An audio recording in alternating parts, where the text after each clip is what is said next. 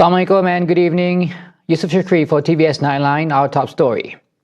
Barisan Nasional BN will finalise its full list of candidates for the Johor state election in the near future.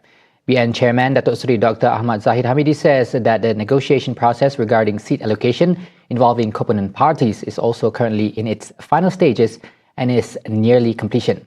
ZAHID adds that BN is determined to restore Johor's status as an absolute stronghold or a fixed deposit for the party.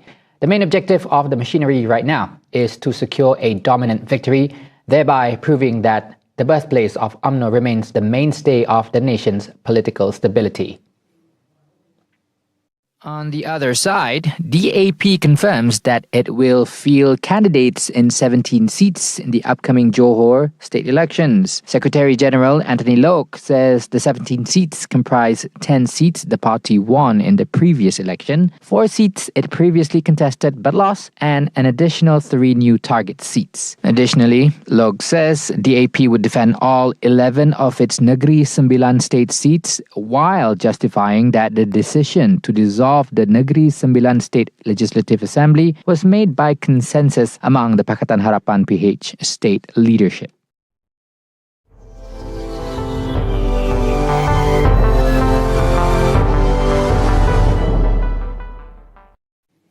For many decades, the United States have and continues to fight wars in the West Asia region on the basis of bringing justice to terrorism, oppressive laws, and now the narrative is to prevent the development of nuclear weapons. But a deeper look into the matter reveals a common denominator: dominance over fossil fuel, especially in recent times where countries are increasingly seeking out alternative, escalating further threat to the US petrodollar. RT's Umaima Ichar dives deep into the US petrodollar agenda and the war it has started in many countries in West Asia. Oil is the most traded commodity on Earth, and for decades, most of it has been traded in US dollars. That may sound like a technical detail, but it's a foundation of American power, the petrodollar. The scheme is simple. If payment for oil moves through a financial system controlled by the United States, Washington can monitor it, sanction it, freeze it, and exert pressure on both sellers and buyers. And if it doesn't, well, the hegemonic power disappears. And when that happens, the Americans are ready for war. Plenty of examples like Iraq, Libya, Venezuela, and now Iran. And in Iran, economic pressure has now become the front line. In this new phase of the war, the enemy, through economic pressure and media campaigns, seeks to create division and destroy the country's cohesion in order to compensate for its military defeat and force us to surrender.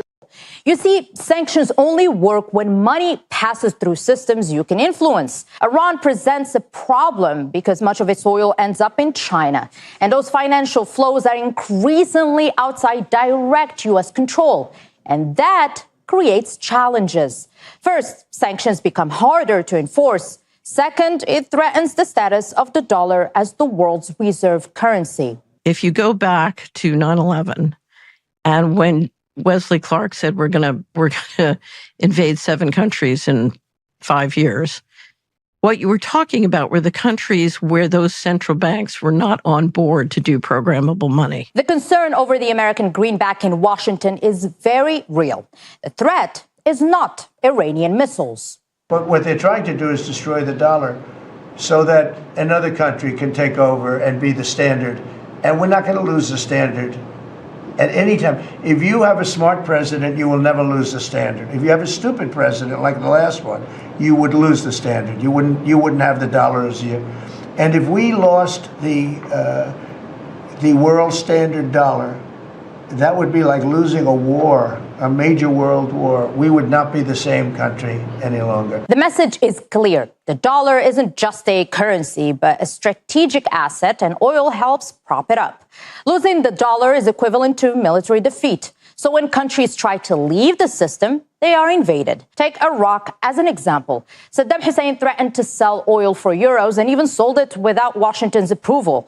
Well, shortly after that, the U.S. invaded and plunged the country into chaos. Then came Libya. Before he was overthrown, Muammar Gaddafi wanted a pan-African currency based on gold, an alternative to the dollar. One email sent to Hillary Clinton described the plan. According to sensitive information available to these individuals, Gaddafi's government holds 143 tons of gold and a similar amount in silver. During late March 2011, these stocks were moved to Sabah, southwest in the direction of the Libyan border with Niger and Chad, taken from the vaults of the Libyan Central Bank in Tripoli. This gold was accumulated prior to the current rebellion and was intended to be used to establish a pan-African currency based on the Libyan golden dinar. This plan was designed to provide the Francophone African countries with an alternative to the French franc. Months later, Gaddafi was dead, and Hillary Clinton's reaction at the time says it all. We came, we saw, he died.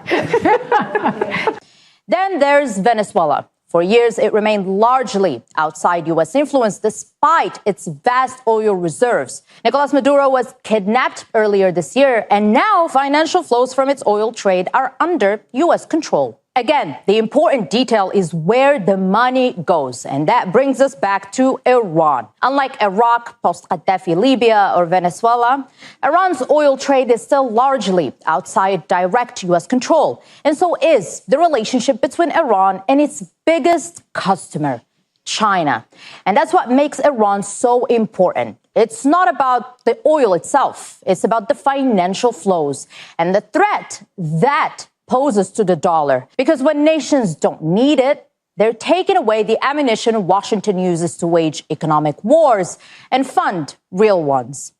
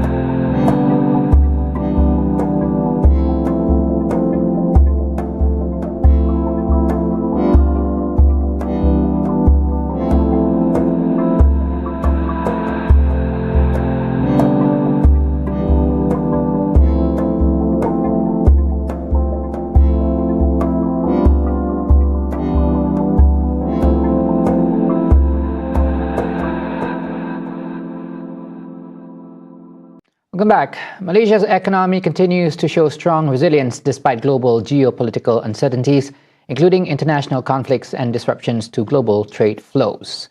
Prime Minister Datuk Seri Anwar Ibrahim says the nation's economic performance remains encouraging, with the ringgit emerging as one of the strongest currencies in Asia, while the unemployment rate continues to stay low. This positive performance is reflected in the government's budget priorities, with the largest allocations channeled to education and healthcare, in contrast to many countries where defense accounts for the highest share of public spending. Dari kerajaan dan belanjawan negara, peruntukan tertinggi dalam negara. Ini dalam negara. Kebanyakan negara berada masalah mereka sendiri. Peruntukan tertinggi pertahanan. Yang kedua yang lain. Tapi di Malaysia peruntukan tertinggi sejak saya di Menteri Keuangan ini nomor 1 pendidikan. Yang kedua kesehatan. The government's emphasis on education and healthcare underscores its commitment to safeguarding the well-being of the people despite ongoing global economic challenges. Moreover, Anwar cautions that the nation's economic success must be matched by strong integrity, accountability, and good governance at all levels of leadership. Any abuse of power or misuse of public funds will not only jeopardize the people's future, but also threaten the country's economic stability and long-term prosperity. Now, former Kedah State Assembly Deputy Speaker Datuk Muhammad Jamil Mat Idros was founded in Sungai Teluk Bagan on Sunday morning. Kota Star Police Chief ACP Syed Basri Syed Ali says The 78-year-old was found by the Alusata Fire and Rescue Department at about 8:10 a.m., about 5 meters from where his slippers were discovered. His family reported him missing at 5 a.m. after he was last seen at around 11:30 p.m. on Saturday. Police believe he fell into the river after his slippers were found near the riverbank. Investigations revealed Muhammad Jamil had several chronic illnesses, including diabetes, hypertension, and a history of lung infection treatment. His body was taken to Sultanah Bahia Hospital for a post-mortem, and the case has been classified as a sudden death. As a politician, Jamil served as Pengkalan Kundur Assemblyman for UMNO from 1995 to 1999 and from 2004 to 2008. He then served as Kedah State Assembly Deputy Speaker from 2018 to 2023. Hiker Jaslinda Saludin, who was found safe after going missing for 14 days during a hike at Gunung Batu Putih, sustained multiple minor injuries after falling into a river several times while trying to find her way out of the forest. Perak Fire and Rescue Department Operations Division Assistant Director Sabarozi Nur Ahmad says the 49-year-old also suffered insect bites and a head injury. Dia sekadar ada kecederaan kecil lah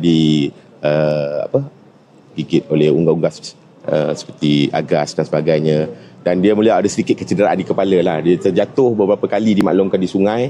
Dia naik balik dan dia jatuh ada 2 kali lah. Setinggi 5 meter, setinggi 3 meter. Dimaklum tadi lah, itu makluman daripada dia lah. Kan? Dan alhamdulillah dia kuat. Yeah. Jaslinda was found safe near Kampung Lubuk Gaharu, Poh Musuh by an Orang Asli resident at about 5 p.m. on Saturday.